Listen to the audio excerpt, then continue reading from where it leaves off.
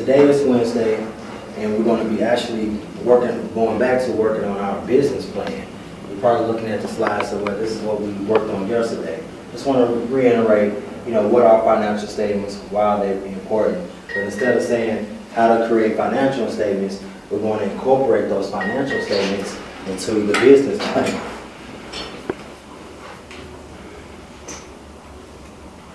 All right. So in this section of the business plan, you notice it says it's the financial plan.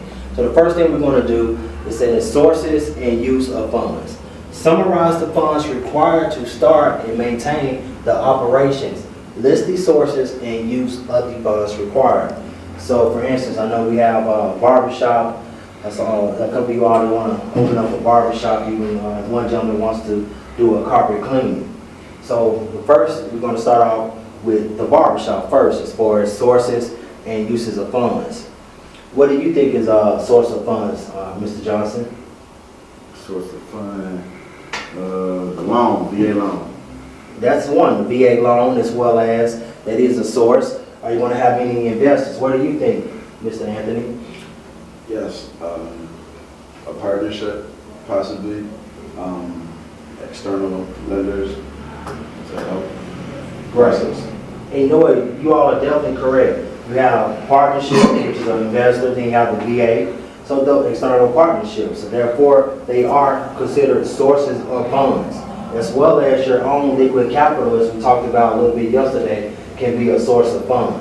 So right here, what I would say, okay, when it says summarize the funds required to start. So depending on how much, you might want to finance 30% yourself. Means you're gonna if it costs $15,000 for you to start your barbershop, then what's 30% of 15,000?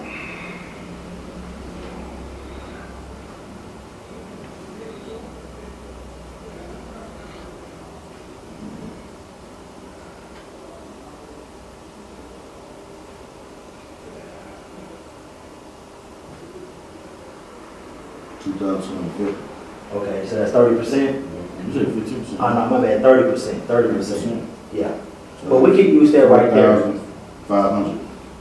Okay, so even if it was 15%, you said, well, you know what? I'm just gonna, I want to just fund it 15%, so you'll use $2,250, and then the rest will come from your other source, the VA, from your other VA. So that's what you would use when you say summarize the funds required to start. But then also, the second part of this says maintain the operations. How are you going to maintain this business? And that's how you're going to maintain this business for 3 years. Because when you get that VA loan, it's just to get it started.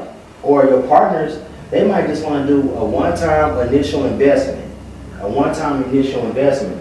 So what is it going to, so you got to think about how am I going to be able to maintain? As we have up to this point, we have our marketing. So we already did the marketing. You already know how much your monthly insurance is going to cost. You already know how much your monthly rent is going to cost. As we talked about yesterday, those are your debts. And those are your debt. You got short-term debt, then you have long-term debt. Your short-term debt is the debt that you're having to pay, monthly. Usually, within a couple of months. So that's one of the things that you all have to think about. So so what I would write down for the carpet cleaning business, I'll write down partnership, and then I will break it down. How much you are going to put into it? How much funds are you going to fund as well as your partner? And then are you all going to pursue that VA loan? If so, how much are you going to pursue that VA loan? I say this: why not pursue the total amount of how much is going to start to get your business started from the VA? Why not? Even though you're already going to fund some yourself, that's money that you have now that you're going to get back in your pocket. So if it costs $15,000, get the whole $15,000 from VA. Why? If you qualify for it, now at least, and then the other that now you're going to $2,500 you're going to get back. So that's $2,500 that you can do what? You can take that to maintain the operations until you generate a customer base to be able to handle, to be able to offset the monthly cost and maintain those operations. So it's two ways you can go. You don't have to maximize. You always got options. But if you qualify for the max, why not? why not get the max? Some would say, no, you don't need to get the max. You just need to get what you need. But guess what? You don't know you don't know what's going to happen. You hoping that this business is going to be successful. You hoping that you're going to have enough income within the first month. But you just never know. So have a backup. Have a nest egg. A lot of people get into business. And they only have enough to get started. But when you get into business, you need to have enough to do for the first couple of months. First 6 months. I was in the military. We all pretty much been in the military in this classroom. The military say when you get out, you need to have what? Is it 6 months or a year saved up? Mm-hmm. What is it? Like 6 months. Like 6 months saved up. So why not take the same principle that the military instilled in us and not do it for a business? Because we don't want them doors to shut. We don't want to fail. We can say we tried, but we in it to make money. We're in it because we have an entrepreneur spirit. We have an entrepreneur gene. So now, going back to the carpet cleaning, you have yourself, you have your partner. If you and your partners both put 15%, and really all y'all need is from the VA, y'all already have 30. You really have 130%. Y'all still take that 15% a piece, put it in the account. That's your liquid cash. Then if you get approved, you ask VA for the 100%. So now you're at 130%. The barber business take the same principle. Take the same principle. Why? Now, then it says list the sources and uses of these funds required. They want to see where the funds are going. But guess what we already have done? We already have done the equipment. We already got the insurance quotes. List those. That's what I would do. I would list those right there. Now, as far as marketing, we're gonna spend a little bit more time on marketing, but that's a use of the funds. Because you're gonna have to market the business. Whether you're gonna do flyers, whether you're gonna hire somebody. You see these gentlemen, you think these gentlemen that we see on throughout El Paso, do you think that's in those suits, in those little cardboard suits, advertised, they getting paid? Yeah, income tax. Income tax, cash day loans, Little Caesars pieces. We're seeing they getting paid, but that's also a use of the funds required. Your lights, your utilities. That's also a use of funds required. So you have to, your supplies, use of funds required. So what they want to see that this is allocated. They want to see where the money is going. They want to see the allocation. Where is this money being allocated to before we lean? Now we're going to drop down and talk about cash flow. Summarize your cash flow projection for the first 3 years. It's not right. What do y'all think that means? What do y'all think that means? Summarize. Estimate how much you're going to be spending, project to spend on your business and year by year, I guess. Similar.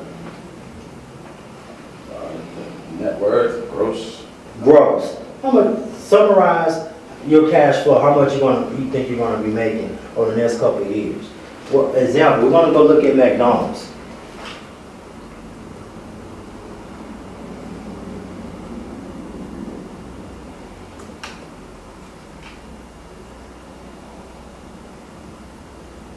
And this is McDonald's income statement. We're going to drop down to their cash flow statement. So this is theirs over the last 3 years.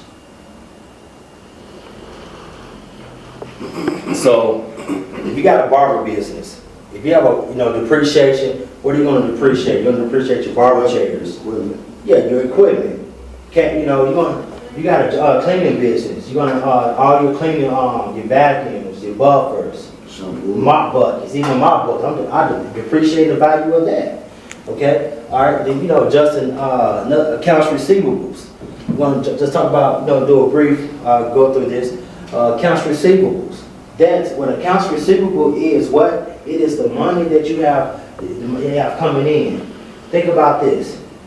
The military. Think about this. With a barbershop, you got people every week. You got people paying $100, $125, $150, $200. depending on where your barbershop is located at. Well, you already have provided a service for them. But by Friday, you know you're going to get paid on Friday. They don't pay you on Monday, Tuesday, and Wednesday. They pay you unless you want to do it commission. But if you don't do it by commission or weekly, so you already provided that service. And also you as well. You go a whole month providing service, they might pay you once a month. So that's why it's called accounts receivable. You have already provided the service to them. And all they have to do now is pay, but you can count on that. Because guess what? You in a business, if you was to sell your business, and they say, well, how much liquid cash do you have? Well, I have 30,000 on hand, but in accounts receivable that people owe because I already performed that service, I have another 100,000. So within 30 days, you can literally say, I can come up with 130,000. Now, of course, you want them to pay you, but that's what accounts receivable is. Now, we're going to go back. Now, changes in inventory. In your all business, that's going to be your supplies, your actual supplies, not the equipment, not the equipment to use the supplies, but the actual, cleaning business. You'll have like detergent. I don't know. Help me out. Chemicals, solvent agents, Okay, right. stuff like that. And in the barbering business, I guess blades. You're going to do the straight edge as well as the neckties, shampoo. Clippers, shirt, Okay. aprons.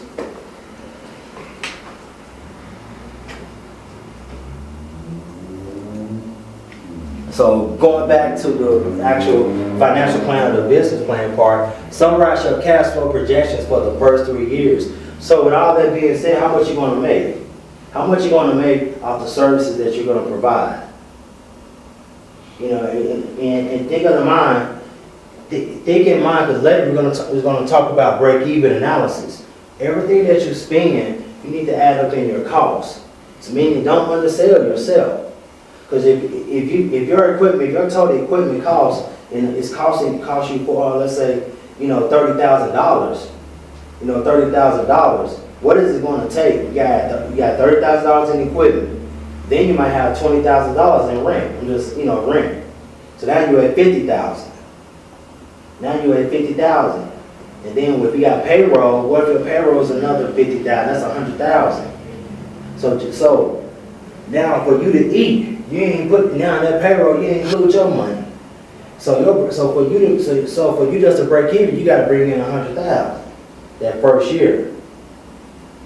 So you got to think about that in your cash flow. What are you going to project? What is that equipment? How much money can you make off that equipment? If you're having a barbershop with six chairs and you charging them $200 a week, that's $1,200. That's $1,200. That's what 1,200 times 4 is. What is that? It's 48. That's 4,800. So then you say, okay, 4,800 times 12.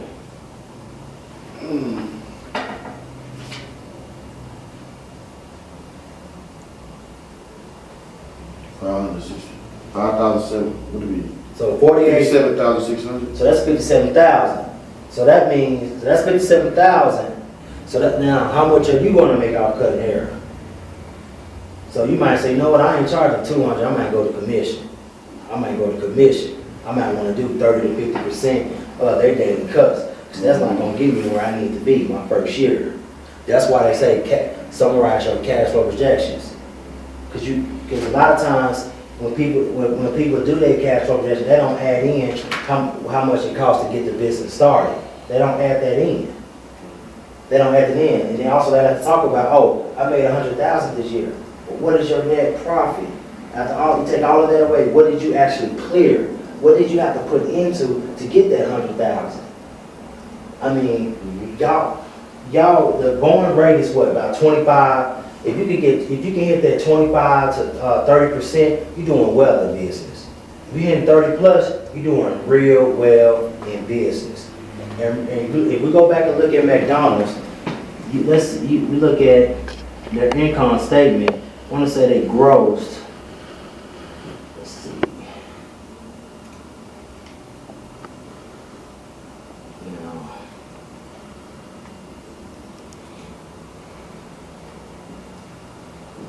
So their gross profit, let's look at the gross profit, total revenue they brought in was 27 billion. Gross profit was 10 billion. Let's see what was the net. So net income was 5.5. Now if you say 5.5 divided, you actually go into the 27. So what can you give me the percentage of that? What? Divide, let's say 5.5, into 27, or vice versa.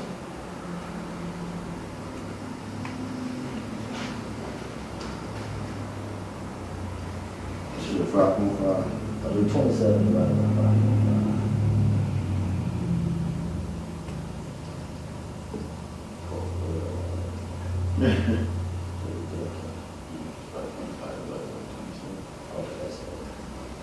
Okay, so it's 20%. So at all their expenses, McDonald's cleared 20%. 20%. So adjusted, you might want to say, I say 25. A small business, 25 to 30%. If you're doing 20%, you can say, okay, man, that's what McDonald's did. So that's not bad. Anything less than that is not good.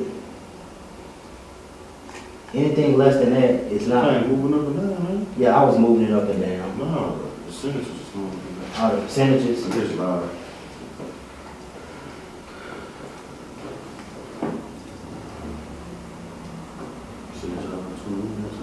Hmm.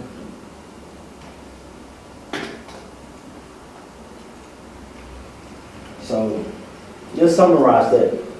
Find out what it's going to take to make it happen. For you to be at the 25 to 30% range.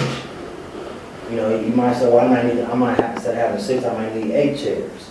Your contracts. If you get your contracts, you want to make sure you don't underbid yourself.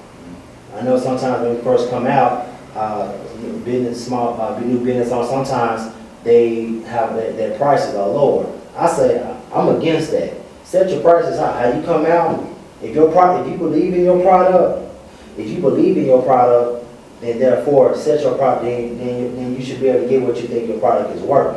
But also ask other people what your product is worth too, before you actually, set something in stone. It's like, you look at t-shirts. Sometimes some people come out, because of their name, they'll come out, with a high price on their t-shirt.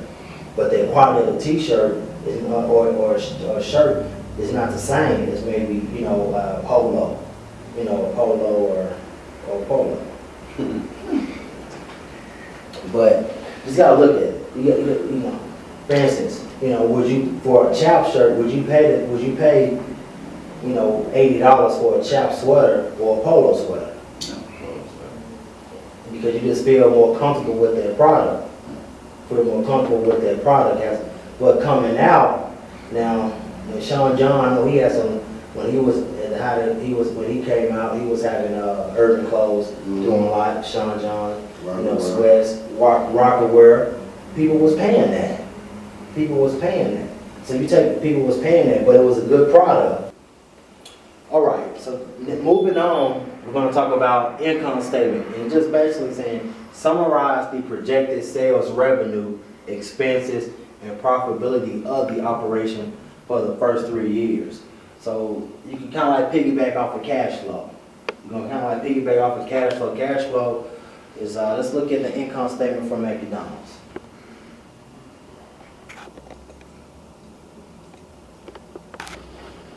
All right, here we go. Income statement, so it says your operating expenses, which we will pretty much know what operating expenses would be. Research and development, I don't think any of you ought to be in research and development, and selling general and administrative. But also, this when you include your marketing in that too. Now,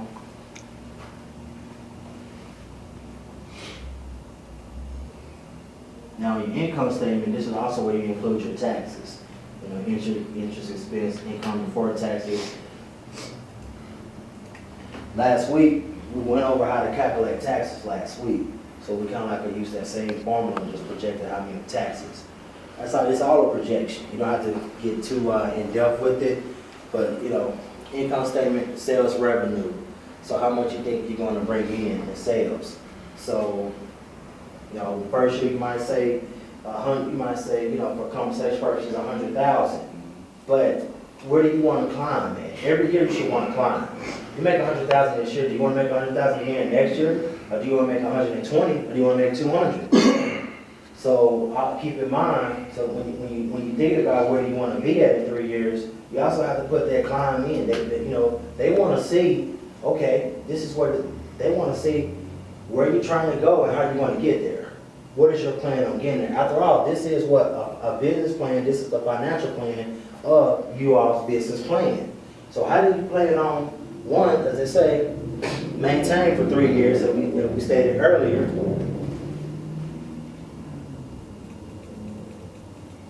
Let's say maintain the operations. So that's now and going more in depth and breaking down by cash flow. Now we're talking about income statement. How you going to maintain? You're going to maintain, but also grow. Because a business that don't grow is going to eventually what? Die. And I don't want to see that happen with you all. I'd rather for you to see you sell it for a great deal of money, walk away and start something else. So what I would say, it's simple. I always, from my past experience in business, I always try to grow my business by double. Sometimes I did, sometimes I didn't. I think pretty much I ended up around the 30% area, but that was fine. I reached higher, but I averaged about 30% growth. All right, as income statement, summarize the projected sales revenue. Talk expenses, profitability of the operation for the first 3 years. As I was stating, started basketball in 2007 with 1, and I wrote down 3. I wrote down 3 terms that I wanted to do with the number of teams. And I was able to make that happen. So I was able to grow, make a profit. In the following year, in 2009, I even maximized it even more. I said we're going to run basketball leagues all year round, and do tournaments. So I grew 100% in 2009. Now, expenses. You have to write down your expenses. Expenses can come and help you when it comes time to pay your taxes. So if you get your clothes cleaned, that's an expense. Dry clean, that's an expense. If you take somebody out to dinner and y'all talking about business, that is an expense. If you go into a meeting, that is an expense. The gas, the amount of miles that you travel. Learn these codes or get you an accountant that knows all the expenses for your business. Every business is not going to have the same type of expenses. A non-profit has its advantages as well as a for-profit, but your accountant should let you know these things. But you want to be aware of these things too, because guess every time you go to the store, when you pay for something, what do you get? Cash. A receipt. Exactly, the receipt. You get a receipt. So you need to keep those receipts. You need to keep those receipts. That's because if you don't know these things, if you don't know what is an expense, you might. What if you didn't know about the cleaners? You took clothes to the cleaners. You may spend $400 or $500 a year in cleaners. But guess what? You can keep the receipt, and you pay cash. So now that's a tax write-off that you can't use because you didn't know. So you definitely want to know those things. And they want to know that too, expenses. Because also the catch-22 with this, you can write a business out to where make it look like you don't make any money. I'm not saying do that, but you can expense it all off. But guess what? It is not what? Now the next part is not profitable. It's not profitable. So they might not want to invest in that. They might not want to. You might not be able to get an investor. You might not get you might not get the loan that you want to get because you plan to expense everything off. So, but you want to basically got to pay taxes. All right, profitability. How are you going to project your profitability? Simple. As we stated earlier, put in a 25 to 30% or 50%, whatever you feel comfortable at in your business, and that's also a reality. That's also a reality. That you think you can make. You want to put that in for the profitable. That's going to be profitable. Will your business become profitable within the first year? I don't know, but I hope so. I think if you take these steps that we've been going over, it can be. One of the things you have to do is learn your market. They say in the first 5 years, most businesses don't survive past 5 years. And when you make money, reinvest in your business. Reinvest in your business.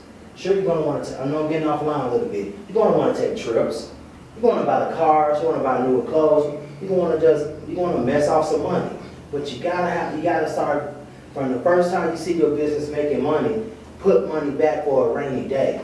Put money back for a rainy day. Because at the end of the day, most of you all businesses are predicated off of services, off the service industry. What if somebody put a barbershop right next to your barbershop? Because you don't own your building, you're leasing it, you're in the mini mall, and they put up a salon that does hair and cut barber. Now you got competition. So now they get some of your customers because their prices are a little bit cheaper and they're doing a heavy marketing campaign for 30 to 90 days. So you got to weather that storm. But if you mess your money up, you might not be able to weather that storm. Now, in the cleaning business, what if some new regulations come out and anything can happen in the cleaning business? Let's say you lose a couple. Let's say your clients, their business is slow. One of the things they're going to do is we have a service contract. But if things get bad, I can clean up this building.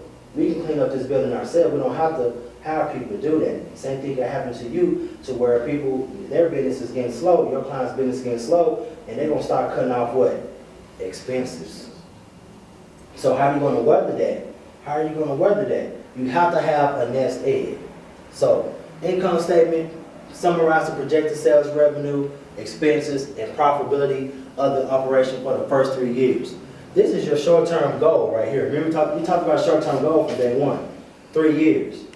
This is your short-term goal and long-term goal. Because if you ask me that now, where I'm going to be at in 5 years, that seems like a long time because the world is steady changing. The world is steady changing. I mean, with this the internet going on, everything just changed so fast, so rapidly now. So 6 months, so 6 months to a year is more like a short-term goal. 3 years is more like a long-term goal. But think about this. If y'all go back 3 years, where was y'all mindset at? Where was your mindset at in 3 years? When I come out the war line. Right. So y'all was in the military. So your mindset was, you was thinking about getting out, but you was in the military. So it changes. Where's your mindset at now? Now y'all entrepreneurs. Now y'all entrepreneurs. Two different words. That's just how quick things can change in 3 years. So you just have to be prepared for it. And I think y'all are going to be prepared for success. All right. Now we're going to talk about balance sheet. Excuse me. Summarize the assets, liabilities, and owner's equity of the business for the first 3 years of operation. Assets, that's going to be your equipment. What do y'all think assets going to be? Assets that you own. Yeah. That has money or value. Exactly. Things that you own. Equipment, money, cash flow, receivable accounts, that falls under that. Yesterday we went in depth and talked about that.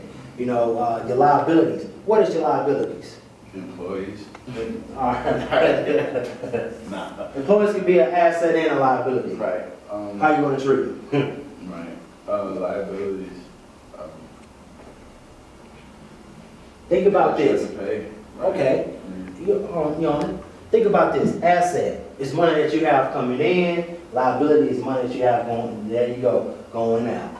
That's how you think of liabilities. What is going out? What is constantly going out? Owner's equity is money put in by owners is also considered equity. So it looks like this on your balance sheet and income statement combined. Loans, money you have loans, owner's equity, total loans and equity is $50. So for example, we go back to the slides from yesterday. So that's pretty much balance sheet. Summarize the assets, liabilities, and owner's equity of the business for the first 3 years of operation. If you have any questions, we'll talk about it. But this concludes the explanation of Wednesday's lesson of the financial plan. Tomorrow we'll come back and probably talk about the break-even analysis, financial analysis, and finish out this financial plan tomorrow. Thank you.